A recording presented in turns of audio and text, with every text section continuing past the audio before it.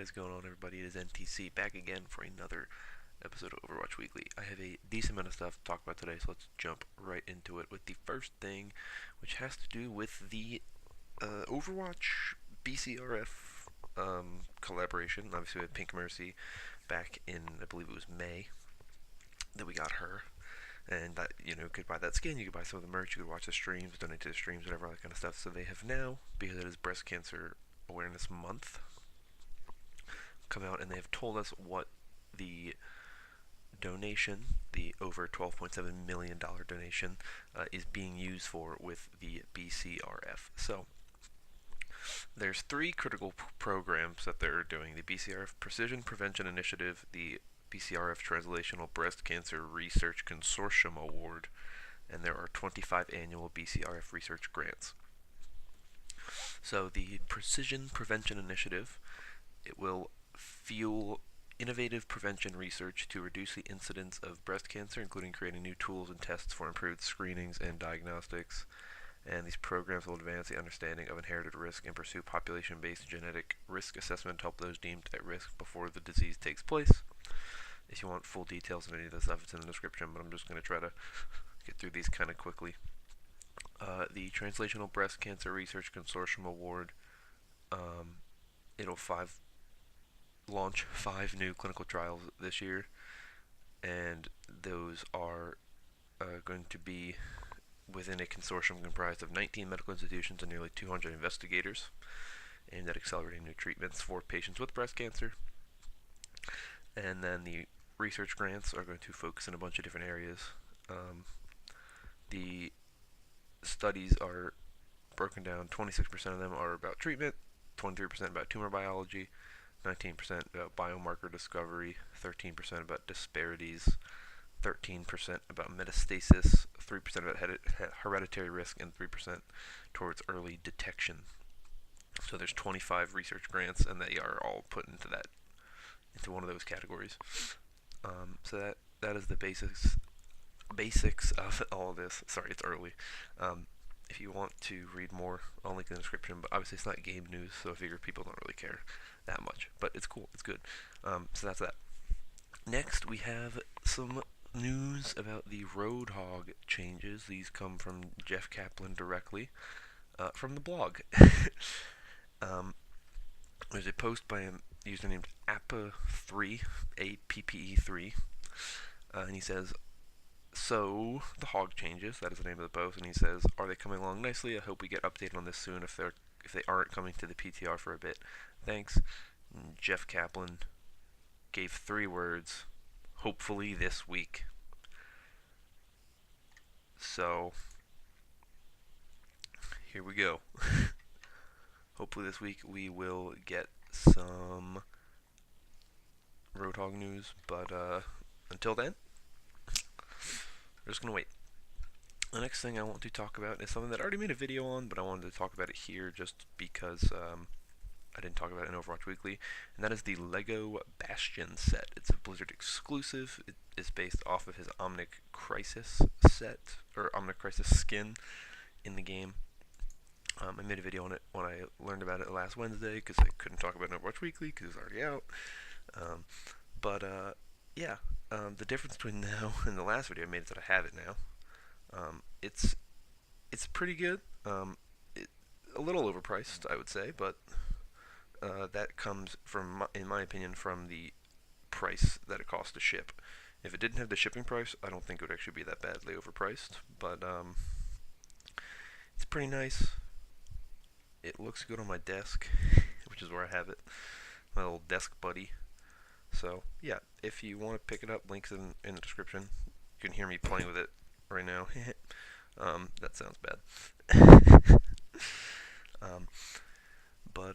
Yeah, there should be some pictures in the video if you're interested in checking it out. There's a link to buy it in the description. Also linked to a review of it online that I think you should check out if you're curious about whether or not you should get the set. So hopefully there's some images playing throughout this video, or at least an image, at least one, hopefully. But yeah, that's all for La Liga Bastion. I made an entire video on it. I probably talked about it more in this video already than I did in that one, but there you go, $25. Link in the description. Want to buy it? Next story, which is the final story I'm going to actually talk about, and it is the format for the Overwatch League in 2019 has been revealed. They've gone into detail about what we can expect about the league. So, the first thing is the divisions. The Atlantic Division has joining it Atlanta, Paris, Toronto, and Washington, D.C., and the Pacific Division has Chengdu, Guangzhou, Hangzhou, and Vancouver joining it. All of the old teams are still in their divisions. No one is moving divisions, anything like that. They're just adding foreign teams to each division. Next, we have the flex time thing, which is that the 2019 format will see all 20 teams play 28 matches over 4 5-week stages, for a total of 7 matches per stage to help players stay at the top of their game, as well as give teams more opportunities to visit their home cities during the season. A more flexible schedule will see teams playing 0, 1, or 2 matches a week, which creates more breaks for players. So this is something that players complained about last season. They were playing too much. There just wasn't a lot of time to do things. Obviously, we saw Pine had some issues, and he sat out most of a stage. So this is nice. Allows people time to see their families or do whatever they want to do. And it makes watching a little bit easier to follow. Not 40 matches, but it's at 28. It's not bad. Next, we have stage finals supersized. The stage finals are going to be after stages 1, 2, and 3. There's no more a stage 4 finals. We'll talk about that though. The top 8 teams from each stage will make the stage finals, which is expanding to become a seeded playoff bracket. So according to stage record, divisional winners will be seeded into the number 1 and number 2 slots, followed by the next 6 teams in the standings. So it's basically the Overwatch League playoffs, like the season playoffs from last season, just with 2 extra teams. So the top team in the Pacific could be awful, but they'll still be number 2. Obviously last year it wasn't that way, because the LA Valiant was the number 2 team in the league at the end of the season, but that's what that was. Then we have the All-Star Summer Vacation. So for the 2019 season, the All-Star break is taking a page from some pro sports leagues, and it's going to be in the middle of the regular season between stages 2 and 3. So it'll be a longer break between stages 2 and 3, and we will have the All-Star break then. And then the changes to the playoffs, which is crazy. So, in the normal playoffs, what won't be changing is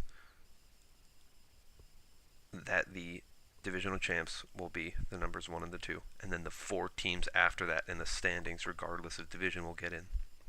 But there's also 2 more teams that are going to make playoffs. But the way they get in is interesting. So for example, right, last season we had New York Excelsior as the number 1 seed, LA Valiant as number 2 seed, because those 2 teams won their divisions. It just so happened that they also had the best 2 records. Then you had, in order of best record and best differential, you had the Boston Uprising, the Los Angeles Gladiators, the London Spitfire, and the Philadelphia Fusion. So that will still happen, but now 2 more teams will make it in, but the way they make it in is different.